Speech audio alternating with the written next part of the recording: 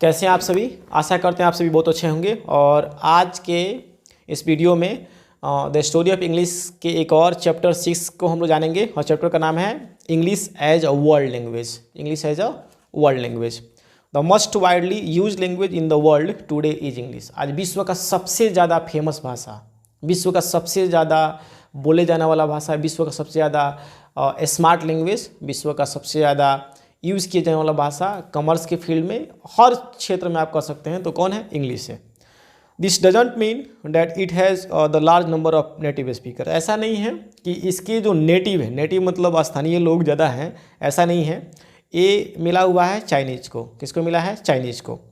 और but English is spoken over a much larger area of the world than Chinese. लेकिन जानते हैं क्या है, इसकी जो दायरा है ना, वो चाइनीज़ के जो नेटिव स्पीकर उससे ज़्यादा देशों में मिल जाता है। इसलिए क्या है, इसको वर्ल्ड लैंग्वेज के रूप में जाना जाता है। ठीक है ना। और indeed there is hardly any country in the world which doesn't use English as one of this forms. विश्व का शायद ही, मुझे लग रहा है कि नहीं होगा, विश्व का शायद ही ऐसा कोई देश होगा जो इंग्लिश को इन रूपों में नहीं बोलता। अब किस किस रूप में नहीं बोलता है, ठीक है ना। मदर टंग और फर्स्ट लैंग्वेज हो सकता है, उसमें क्या हो, मदर टंग के रूप में हो, नहीं तो फर्स्ट लैंग्वेज हो, ठीक है ना। सेकेंड लैंग्वेज के रूप में यूज करता होगा। अगर फर्स्ट लैंग्वेज के रूप में नहीं यूज करता होगा तो फिर आपका फॉरेन लैंग्वेज के रूप में यूज करता होगा। L1, L2 means second language और आपका फॉरेन लैंग्वेज FL, ठीक ना। English is used as mother tongue और फर्स्ट लैंग्वेज इन द, कुछ कंट्री है जिसमें फर्स्ट लैंग्वेज या मदर टंग के रूप में इंग्लिश को बोला जाता है। कौन है? UK है, USA है, ठीक है ना। आयरलैंड है, कनाडा है, ऑस्ट्रेलिया है, न्यूजीलैंड है, साउथ अफ्रीका। इसमें आपका मदर टंग के रूप में बोला जाता है। This country are generally called the mother tongue countries. इस कंट्री को जनरली मदर टंग कंट्री के रूप में जाना जाता है। English is also used as the language one by the Anglo Indian community of India, ठीक है ना। और जो एंग्लो इंडियन कम्युनिटी है उसके द्वारा लैंग्वेज फर्स्ट के रूप में इसका यूज किया जाता है, ठीक है ना। English is use as the second language in many Asian, second language के रूप में एशिया के बहुत सारे देशों में, अफ्रीकन कंट्रीज में बोला जाता है, such as India, Singapore, Malaysia, Nigeria, Namibia, Botswana ETC। यहाँ पे सेकेंड लैंग्वेज के रूप में इंग्लिश को बोला जाता है।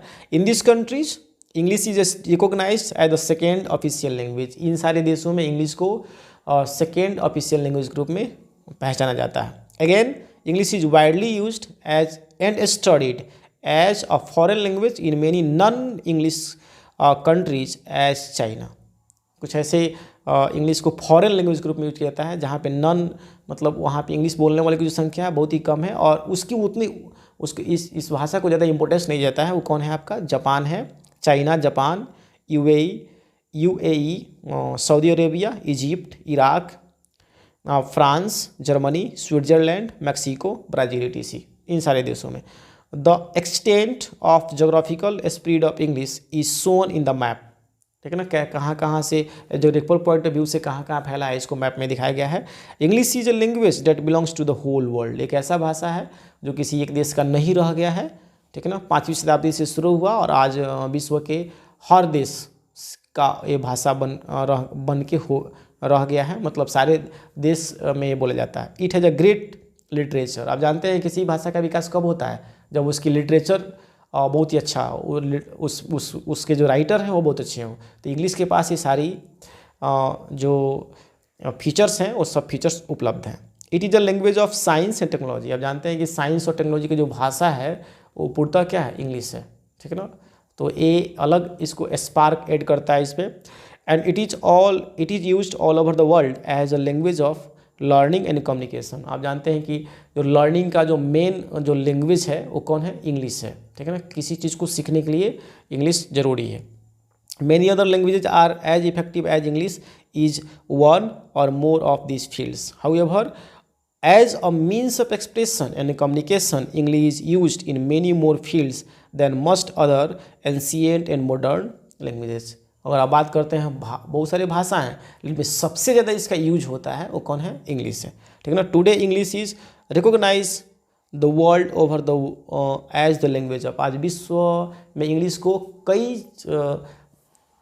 भाषा के रूप में जाना जाता है। किस किस भाषा के रूप में जाना जाता है इसको आप थोड़ा सा गौर से सुनिएगा, ठीक है ना। International trade and commerce. आज इंटरनेशनल ट्रेड एंड कॉमर्स की जो लैंग्वेज जो भाषा है क्या है, मतलब इंग्लिश है, ठीक है ना। एकेडमिक एंड साइंटिफिक राइटिंग, इतने सारे जो एकेडमिक जो भाषा है और साइंटिफिक जो राइटिंग है किस में होते हैं, इंग्लिश में होते हैं, ठीक है ना। एयरपोर्ट्स और ट्रैफिक कंट्रोल किस में होता है, इंग्लिश में होता है, ठीक है ना। डिप्लोमेसी का भी जो भाषा है क्या है, इंग्लिश है।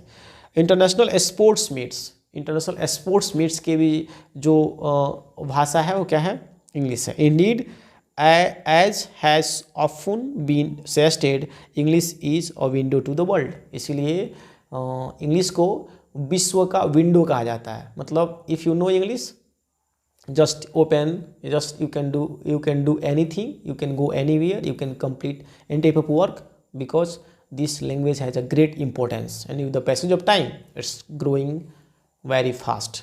Understood? So in this video, that's all. Thank you.